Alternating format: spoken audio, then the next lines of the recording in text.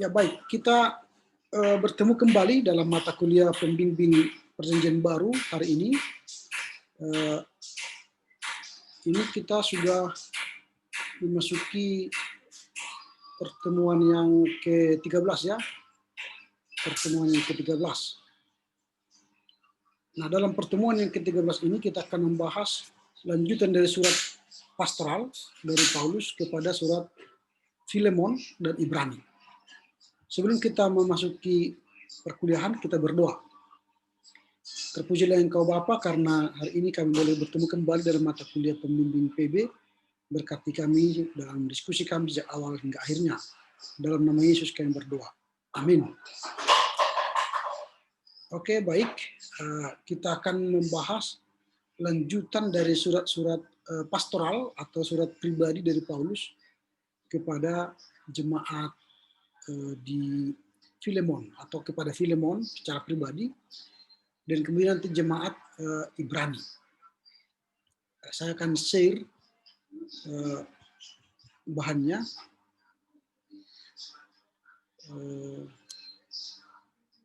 Ya, ini lanjutan dari pelajaran kita kemarin.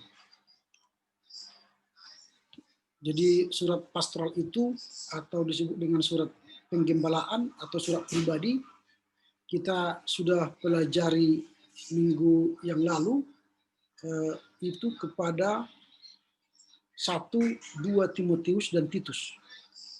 Dan hari ini kita akan belajar surat penggembalaan atau surat pribadi Paulus kepada Filemon dan juga nanti kepada Ibrani. Kita mulai saja dari kitab Filemon atau surat Filemon. Nah, Filemon ini ditulis oleh Paulus, temanya perdamaian. Ditulis tahun 62 Masehi. Latar belakang penulisan Filemon ditulis oleh Paulus dari penjara sebagai surat pribadi kepada Filemon. Jadi surat pribadi Paulus kepada Filemon. Kemungkinan besar sementara masa penahanan yang pertama di Roma. Jadi Paulus diduga menulis surat ke Filemon ini di penjara Roma. Nama-nama sama yang disebut dalam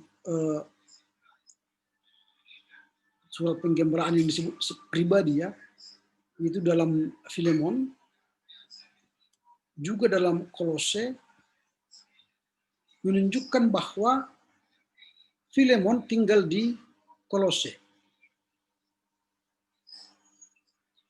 Kemudian Filemon itu menjadi pemilik hamba, atau dia memiliki waktu itu istilahnya budak lah ya, dan anggota jemaat di Kolose. Dia memang menggembalakan juga jemaat di Kolose. Filemon bertobat di bawah pelayanan Paulus. Kemudian siapakah hamba daripada Filemon? Yaitu Onesimus. Menjadi hamba Filemon yang telah lari ke Roma. Kemudian dia kenal Paulus dan akhirnya dia menerima Kristus. Kemudian Paulus mengirim Onesimus kembali ke Filemon yang ditemani oleh Tikhikus, teman sekerja Paulus. Dan sekaligus dia membawa surat kepada Filemon.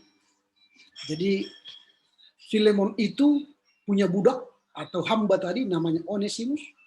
Dia lari ke Roma, lalu bertemu Paulus, lalu Onesimus terima Kristus, lalu Paulus menulis surat kepada Filemon melalui Onesimus dan mengutus kembali ke Kolose untuk bertemu dengan Filemon. Itu latar belakangnya, sehingga Paulus menulis surat kepada Filemon karena dia bertemu dengan Onesimus yang adalah bawahan atau budak daripada Filemon. Mengapa Paulus menulis surat kepada Filemon? Paulus menulis surat kepada Filemon untuk mengurus persoalan khusus. Mengurus persoalan khusus tentang hambanya. Siapa hambanya tadi? Itu Onesimus. Jadi dia menulis surat kepada Filemon supaya Filemon itu tahu bagaimana punya sikap dengan Onesimus. Onesimus yang telah melarikan diri, berjumpa dengan Paulus di Roma, lalu kemudian Paulus mengirim surat kepada Filemon yang dibawa oleh Onesimus. Supaya Onesimus diterima kembali oleh Filemon sebagai orang percaya dan sahabat Paulus. Jadi itu tujuannya. Paulus menulis surat kepada Filemon supaya Filemon menerima Onesimus yang sudah percaya kepada Kristus dan dia juga menjadi sahabat Paulus. Nah, itulah tujuannya mengapa Paulus menulis surat kepada Filemon.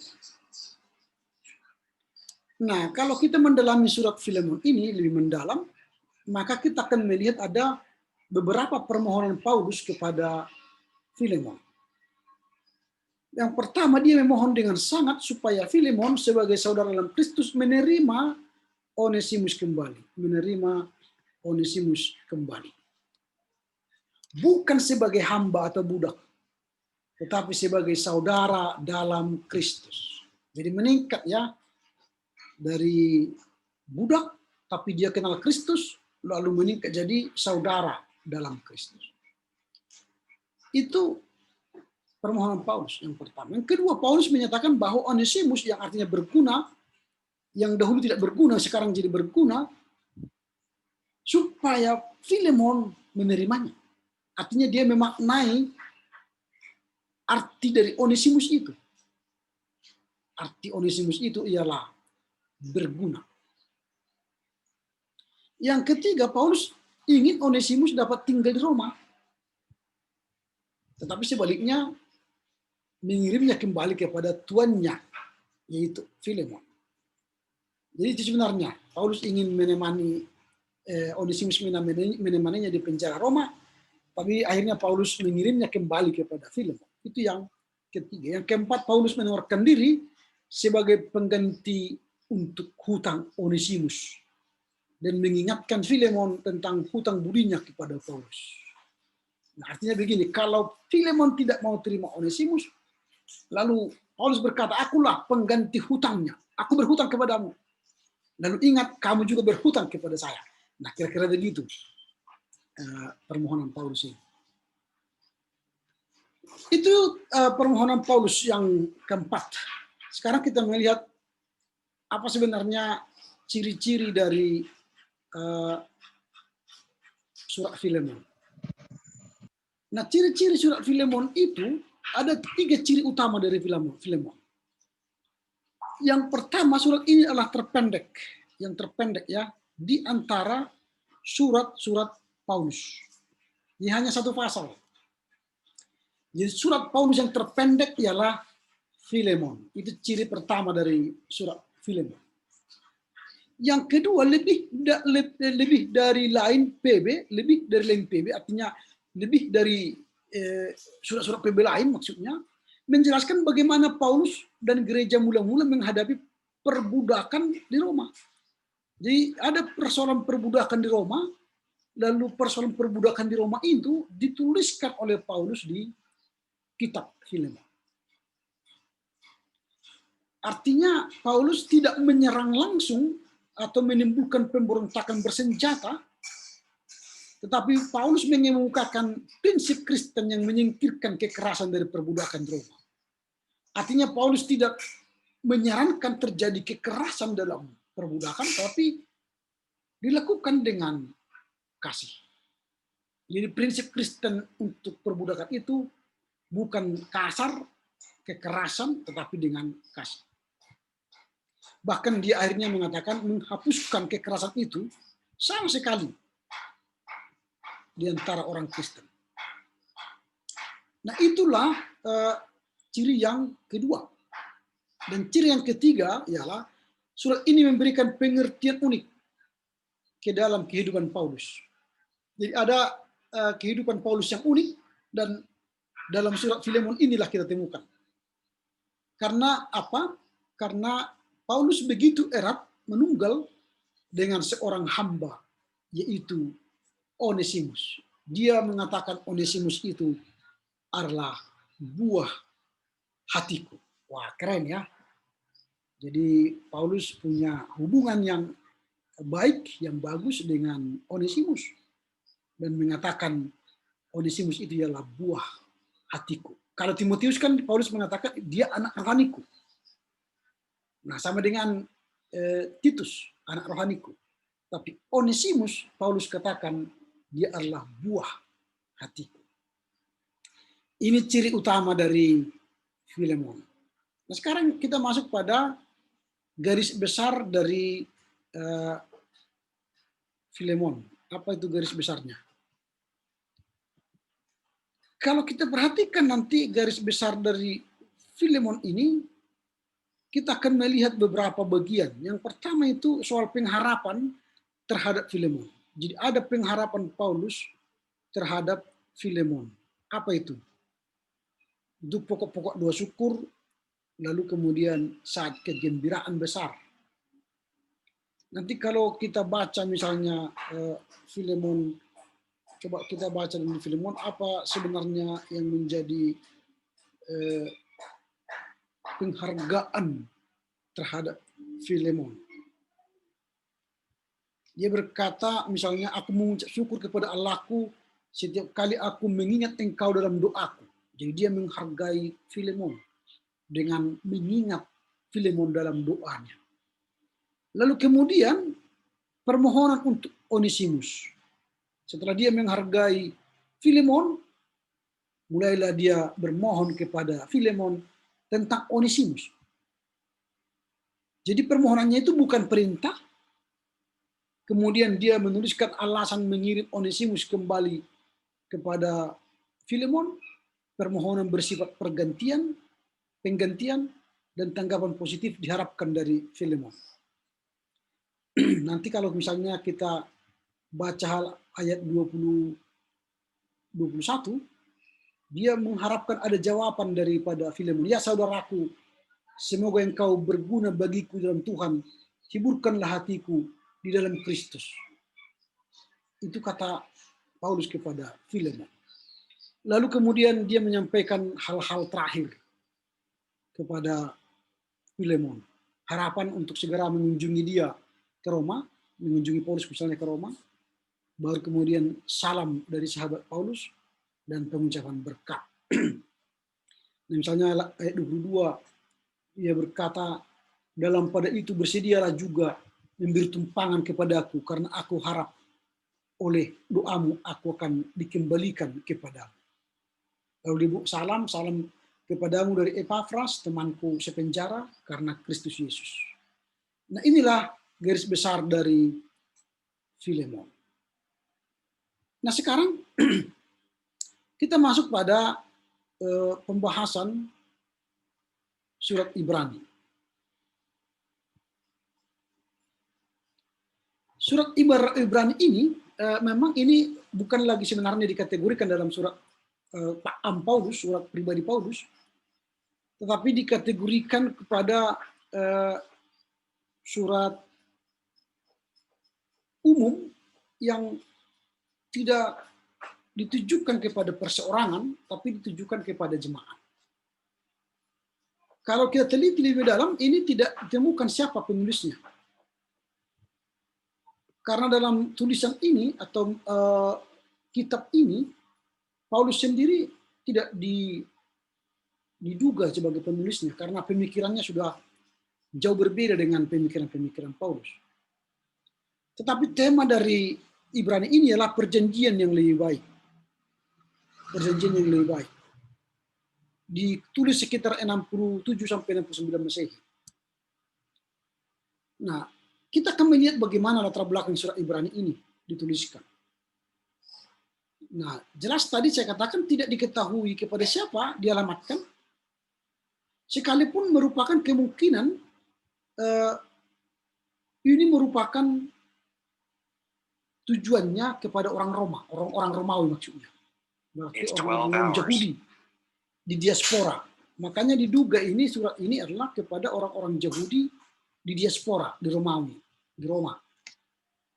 Nah, judul kitab ini di dalam naskah-naskah Yunani yang tertua hanyalah disebut kepada orang Ibrani. Nah, sekalipun demikian, isi surat ini menunjukkan bahwa surat ini ditujukan kepada orang-orang Kristen Yahudi. Jelas ya, orang Kristen Yahudi di mana tadi? Di Roma. Dalam penggunaan Septuaginta, Alkitab PL dan Yunani, oleh penulis mengutip PL menunjukkan bahwa para penerima surat ini mungkin adalah orang Yahudi berbahasa Yunani. Jadi dia orang Yahudi yang sudah merantau ke Roma yang menggunakan bahasa Yunani. Misalnya seperti orang Tapanuli yang menggunakan bahasa Batak pindah ke Medan sehingga menggunakan bahasa Indonesia, tidak menggunakan bahasa Batak lagi tapi menggunakan bahasa Indonesia. Seperti itu orang Yahudi.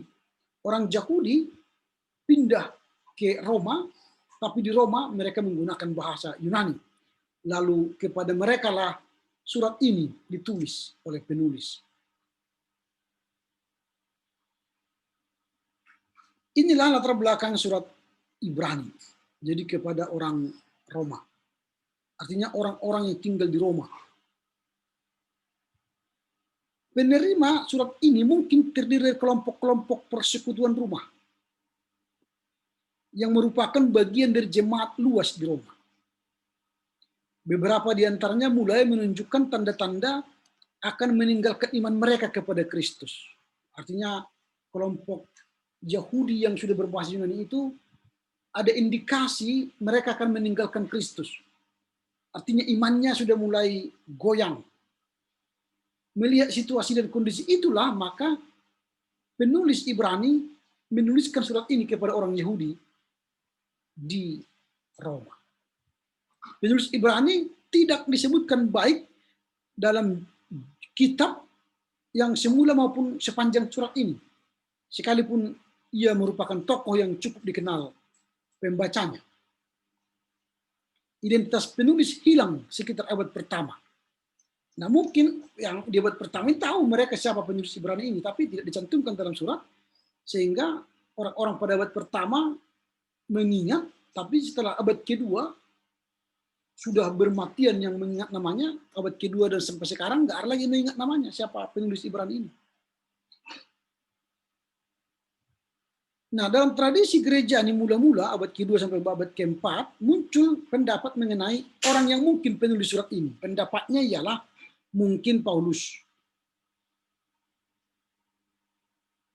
Tetapi pada ahli PB konservatif bahwa Paulus tidak mungkin menulis surat ini. Karena apa? Karena gaya penulisan yang halus dan bercorak Alexandria, bukan bercorak Paulus, jadi bercorak Alexandria.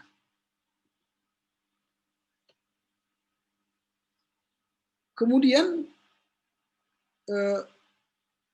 kalau dilihat dari argumentasi yang dibangun dalam surat ini, tampaknya bukan merupakan gaya Paulus. Lagi pula katanya dalam gaya penulisan Paulus selalu dia mengaitkan dengan pernyataan langsung dari Kristus, pengalamannya dengan Kristus yang bangkit itu. Tapi dalam teks Ibrani ini, gaya-gaya itu tidak ditemukan.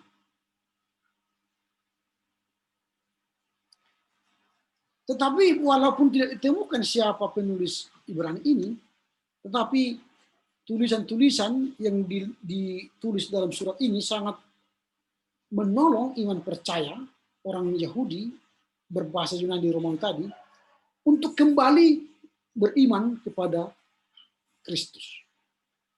Inilah yang kita lihat latar belakang dari surat Ibrani. Nah, sekarang kita melihat tujuan penulis menulis surat Ibrani ini. Nah, seperti saya katakan tadi bahwa penulis menunjukkan surat ini kepada orang Yahudi yang berbahasa Yunani yang mengalami penganiayaan dan keputusasaan. Lalu dia berusaha untuk memperkuat iman mereka, memperkuat iman siapa? Orang Yunani, orang Ibrani yang berbahasa Yunani tadi, supaya iman mereka tidak hancur, tetapi mereka semakin kuat beriman kepada Kristus dengan menjelaskan secara teliti soal keunggulan dan ketegasan pernyataan Allah yang dan penebusan di dalam Kristus Yesus. Jadi penulis Ibrani ini saya katakan tadi sangat besar manfaatnya bagi orang Yahudi itu supaya beriman semakin kuat kepada Yesus. Ini menunjukkan bahwa penyediaan penebusan di bawah perjanjian lama sudah digenapi dan tidak terpakai lagi karena Yesus telah datang dan menetapkan suatu perjanjian baru melalui kematiannya mengerjakan perdamaian dengan Allah. Dengan demikian penulis Ibrani menantang pembacanya untuk tetap mempertahankan pengakuan mereka. Tetap mempertahankan pengakuan mereka terhadap siapa? Terhadap Kristus. Sehingga mereka beroleh mahkota kemuliaan atau mahkota kehidupan. Dan mereka bertahan hingga kesudahannya. Lalu penulis Ibrani juga menantang para pembacanya untuk terus menuju kedewasaan rohani. Jadi jangan hanya iman anak-anak, iman susu, tapi harus iman yang dewasa. Sudah mampu makan nasi keras. Bukan bubur lagi, nasi keras bukan berarti seperti batu, bukan. Tapi nasi yang biasa. Lalu ketika mendorong pembacanya untuk kembali pada kehidupan di bawah hukuman dengan cara meninggalkan kepercayaan kepada Kristus. Untuk tidak kembali, maksudnya, untuk tidak kembali kepada kehidupan di bawah hukuman. Jangan kembali lagi iman mereka pada hidup di bawah hukuman. Tetapi meninggalkan hidup di bawah hukuman itu dan percaya kepada Yesus Kristus. Jadi dia menegaskan pembaca itu jangan kembali lagi pada iman yang hidup di bawah hukuman, tapi berimanlah kepada Kristus yang memberi keselamatan. Nah inilah tujuan penulis Ibrani ini. Sekarang kita melihat survei tentang surat Ibrani. Nah surat Ibrani ini lebih mirip dengan suatu khotbah daripada sebuah surat. Artinya lebih cocok khotbah. Karena apa? Karena penulisnya menggambarkan karya ini sebagai kata-kata nasihat. Kemudian kalau kita lihat nanti apa nasihat-nasihatnya dalam Ibrani ini ada nasihat yang pertama, Yesus sebagai putra Allah yang penuh kuasa. Ini nasihat yang pertama. Bahkan dinyatakan pernyataan Allah yang sempurna kepada manusia lebih tinggi daripada para nabi. Nah kemudian nasihat yang kedua ialah menampilkan Yesus sebagai imam besar dengan kualifikasi watak dan pelayanan yang sempurna dan abadi. Nah, jadi memang dalam tradisi Yahudi imam besar itu tidak ada. Karena imam-imam yang ada ya imam-imam kepala di rumah sinagoge. Tapi penulis Ibrani berani mengangkat Yesus sebagai imam besar. Dan istilah imam besar itu pun hanya ditemukan dalam Ibrani. Dan mengangkat Yesus sebagai imam besar. Dalam kehidupan Yesus melayani selama di dunia ini, Yesus tidak pernah mengatakan dirinya imam besar. Tapi penulis Ibrani maksudnya, menuliskan bahwa Yesus itu adalah imam besar. Jadi jangan kita anggap seperti imam besar si Rijik itu ya, si Ritik itu, bukan. Bukan seperti itu maksudnya, yang berkata kotor, berkata serono, yang memakai powernya sebagai pengkhotbah, penghancur ya, bukan. Imam besar ini berarti dia pengantara manusia dengan Allah. Mendamaikan manusia dengan Allah. Itu sebabnya imam besar yang diberikan penulis Ibrani kepada Yesus itu karena dia melihat dalam diri Yesus itu ada watak yang baik, pelayanan yang baik, yang sempurna dan abadi. Nah itu. Itu bagian yang kedua. Lalu bagian yang ketiga dan terakhir yang menurut penulis Ibrani ialah dengan tegas mendorong orang-orang percaya agar tetap tabah dalam keselamatan. Tabah dalam keselamatan, iman, penderitaan, dan kekudusan. Nah, itu sebabnya penulis Ibrani mengatakan Yesus sendiri setia dalam penderitaan. Bahkan dia sampai rela mati di Golgota. Nah itu, jadi kesetiaan itu digambarkan penulis Ibrani sebagai bagian yang penting. Nah sekarang kita melihat ciri Ibrani, ciri kita Ibrani. Ada 8 ciri dari kita Ibrani. Yang pertama itu, surat ini unik di antara surat-surat PB karena bentuknya surat ini berawal seperti sebuah risalah, dilanjutkan bagaikan khotbah dan diakhiri seperti surat. Nah, jadi ini keunikannya. Di awal dia seperti risalah, tidak seperti surat-surat polisi itu ada salamnya. Ini enggak, ada risalah. Lalu di tengah itu seperti khotbah, lalu di belakang dia seperti surat. Yang kedua, di antara semua kitab PB, surat ini menggunakan bahasa yang halus. Paling mendekati gaya penulisan Yunani klasik daripada penulis PB lainnya. Artinya lebih halus, karena tadi saya katakan dia sudah memakai dialektika Yunani, bukan lagi dialektika Ibrani. Dialektikanya sudah berbeda, dia lebih halus. Yang ketiga, inilah satu-satunya kitab PB yang mengembangkan konsep pelayanan Yesus sebagai imam besar. Tadi sudah disinggung ya. Tidak ada di kitab PB yang menyebut Yesus sebagai imam besar. Hanya kitab Ibrani saja. Ini ciri dari Ibrani. Yang keempat, ajaran tentang Kristus sangat kaya variasi dan memakai lebih daripada 20 nama dan gelar untuk Kristus. Jadi penulis Ibrani itu memakai gelar Kristus banyak sekali di surat Ibrani. Lalu yang kelima, kata kuncinya adalah lebih baik. Kata lebih baik ini dipakai oleh penulis Ibrani lebih 13 kali. Yesus lebih baik daripada para malaikat dan semua tokoh perantara PL. Ia memberikan perhentian, perjanjian, pengharapan, keimaman, korban pendamaian, dan janji-janji yang lebih baik. Jadi kata lebih baik itu merupakan ciri Ibrani. Keenam, surat Ibrani ini berisi pasal yang paling menonjol dalam Alkitab mengenai iman. Jadi kalau bicara iman, ya surat Ibrani lah. Apalagi Ibrani 11 ya. Coba kita baca dulu Ibrani 11. Ini Ibrani yang paling terkenal ini. Kalau dibaca Ibrani 11 dikatakan ayat 1 ya. Iman adalah dasar dari segala sesuatu yang kita harapkan dan bukti dari segala sesuatu yang kita lihat. Nah ini yang kita lihat. Nah kemudian yang keenam ialah kitab ini syarat dengan kutipan dan petunjuk PL. Sehingga memberikan pengertian yang berharga mengenai penafsiran umat Kristen mula-mula terhadap sejarah ibadah PL, khususnya dalam bidang-bidang lambang-lambang.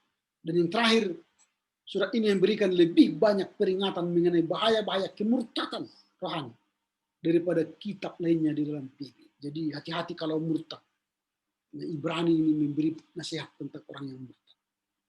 Nah, kita akan masuk pada garis besar surat Ibrani. Bagaimana garis besarnya? Yang pertama tadi, dia seperti risalah tadi, dia memberikan argumentasi. Penulis daripada Ibrani ini memberikan argumentasi. Apa argumentasinya? Kristus dan iman Kristen lebih unggul daripada agama orang Yahudi. Kristus dan iman Kristen lebih unggul daripada agama orang Yahudi. Kan dia seperti risalah tadi saya katakan. Nah, itu dalam pernyataan lebih unggul daripada nabi, lebih unggul daripada malaikat, lalu peringatan bahaya pengabaian lebih unggul dari Musa, kemudian lebih unggul dari Yosua. Baru masuk bagian renungan, khotbah ya. Khotbah itu. Misalnya sebagai imam besar, Yesus jauh lebih melebihi keimaman Lewi, lebih unggul kualifikasinya, lebih unggul wataknya, lebih unggul pelayanannya, kemudian tempat kudus, berlandaskan perjanjian yang lebih baik, terlaksana melalui pelayanan yang lebih baik, digenapi melalui korban yang lebih sempurna. Itu sebuah rasalah dan khotbah. Lalu masuk pada penerapan, bagian yang kedua. Nasihat untuk bertekun. Dalam bidang apa? Keselamatan, bidang iman. Lalu sifat-sifat iman, teladan iman, pembenaran iman. Ini dalam penerapan. Kemudian dalam bidang ketabahan, bidang kekudusan, pengutamaan kekudusan, dan pelaksanaan kekudusan. Itu penyerapan. Jadi dia ada seperti surat lagi dia di akhirnya. Lalu penutup. Inilah garis besar dari kitab Ibrani. Ya baik, inilah dulu materi kuliah kita hari ini. Jika ada pertanyaan, silakan karena masih ada waktu. Masih ada waktu untuk kita diskusi. Silakan. Nanti kalau tidak ada, kita akan lanjutkan di grup. Silakan kalau ada yang bertanya.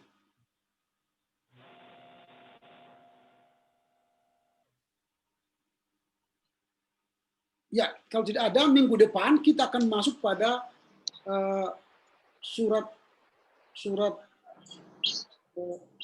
kita akan masuk pada pembahasan sebentar ya.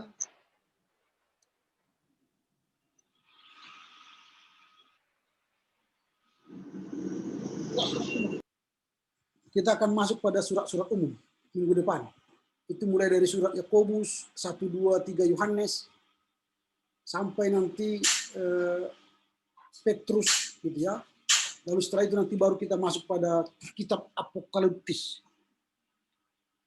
Oke, silakan. Silakan, siapa yang bertanya? Harinuan, silakan. Pak, izin bertanya, Pak. Untuk mengenai keterangan di bagian 4.8 tadi, Pak, mengenai murtad.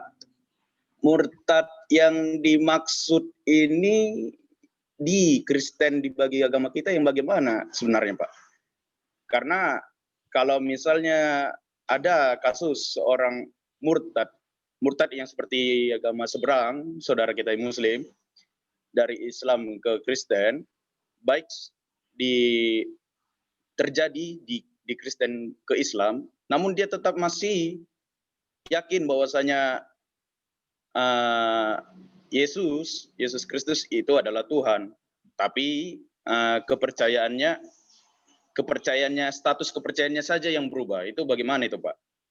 Ya, jadi murtad itu ialah berarti meninggalkan keselamatannya, meninggalkan ajaran yang diyakininya benar.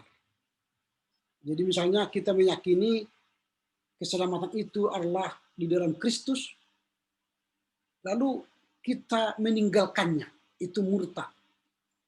Sama seperti orang lain, agama Islam atau Hindu, Buddha, Konghucu meyakini bahwa keselamatan itu melalui imam mereka, Muhammad atau Siddhartha Gautama dan sebagainya, lalu mereka tidak meyakini lagi, pergi ke iman lain, itu murtad, meninggalkan.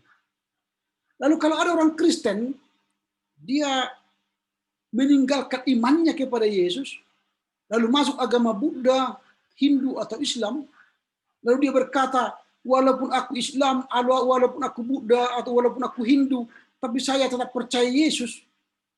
Itu kan kamuflase. Gak mungkin lah. Jadi tidak bisa dia mengatakan seperti itu, karena iman itu kan tidak ada duanya, menduakan nggak boleh. Ya satu-satu.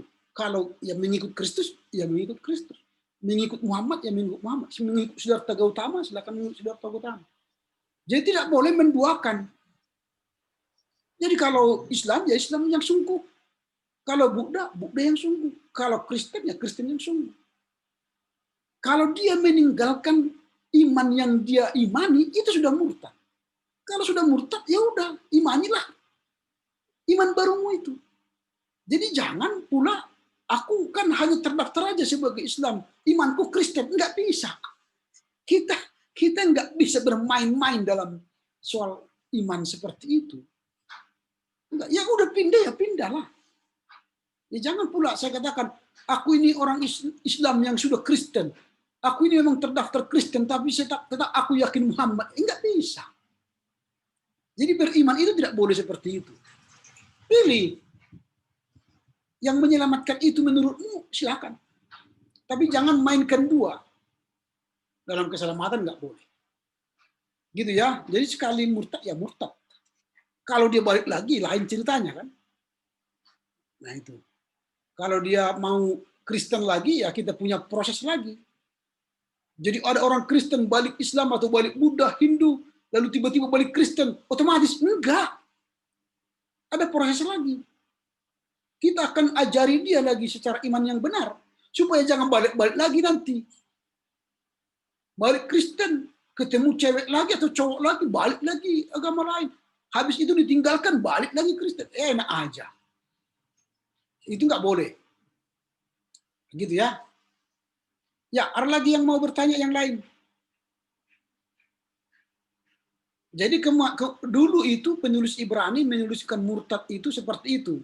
Karena dia melihat orang-orang Yahudi yang tinggal di Roma itu sudah tergoda dengan filsafat-filsafat Yunani, mau meninggalkan iman Kristen, maka dia mengirimkan surat ini. Hati-hati murtad, kira-kira gitu. Itu berbahaya. Silakan, ada lagi yang mau bertanya?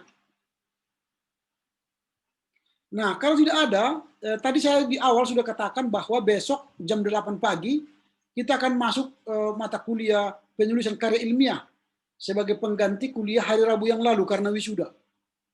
Jadi kita masuk besok jam 8 pagi untuk membahas mata kuliah karya ilmiah. Gitu ya. Jadi kita jumpa besok jam 8 pagi. Oke, dengan demikian berakhirlah perkuliahan kita. Selamat sembuh buat Bintang Fajar. Semoga pengobatan terapinya di leher semakin sehat, dan hati-hatilah berkendara. Kalau di Medan ini kan berkendara, helm bukan di kepala, helm itu di dengkul. Sehingga ketika kecelakaan, kakinya selamat, lehernya tidak. Jadi kalau pakai helm, pakailah helm yang baik. Kemudian cetek di sininya. Kalau orang Sumatera itu kan pakai helm, dilepas ininya. Maka ketika terjadi kecelakaan, helmnya pertama lepas, lalu kepalanya ke aspal, mati juga. Tapi kalau yang baik, cetekkan di sini. Kalaupun terjadi kecelakaan, kepala kita masih selamat. Gitu kan? Lalu pakailah helm yang SNI, Standar Nasional Indonesia. Jangan helm-helm KW-KW. Sekali retak. Pakailah helm yang standar. Kalau dia cetek, tidak apa-apa. Kalau tidak apa-apa, berarti kepala kita selamat. Masih hidup. Kalau di Sumatera kan bertanya, kalau ada kecelakaan, patah kakinya ya, patah tangannya ya, atau sudah mati ya, gitu. Itu pertanyaannya. Karena apa? Kencang-kencang. Kalau di Jawa, orang kecelakaan, pertanyaannya, lecet ya, lecet sedikit atau lecet banyak. Karena ya lambat, jatuh pun ya kan lecet. Jadi kalau ada orang tabrakan di Jawa, orang Sumatera langsung ditanya, udah mati ya? Atau patah kakinya gitu. Itu orang Sumatera. Jadi hati-hati, saya katakan hati-hatilah berkendara ya. Ingat, helm itu bukan untuk polisi, bukan. Helm itu untuk keselamatan kita. Supaya panjang umur. Mana tahu ditabrak orang, mana tahu disenggol orang, kita selamat. Bukan untuk polisi itu, bukan untuk kita. Oke ya? Baiklah, demikianlah dulu nasihat. Itu nasihat Ibrani itu. Oke, kita berdoa mengakhiri perkuliahan kita. Salam buat orang tua dan keluarga. Baik, kita berdoa. Terima kasih Bapak, kami bersyukur kami boleh mengakhiri perkuliahan kami satu hari ini. Berkatilah kami, berkatilah orang tua kami supaya mereka sehat, panjang umur, dan terhindar dari COVID. Berkati usaha pekerjaan mereka sehingga mereka dapat memuliakan kami dengan baik. Berkati bangsa dan negara kami, berkati Sivitas Akademika ICT, dosen, staf, pegawai, dan mahasiswa. Berkati suku terabaikan dan suku terjangkau, dan seluruh pimpinan gereja supaya satu hati melakukan misi Tuhan di dunia ini. Demi Kristus Yesus kami berdoa. Amin. Oke, selamat beraktivitas. Horas Jehobu menjua-jua. Ahoy. Horas Pak. Pak. Horas Pak. Kedua, Horas. Game. Ini paling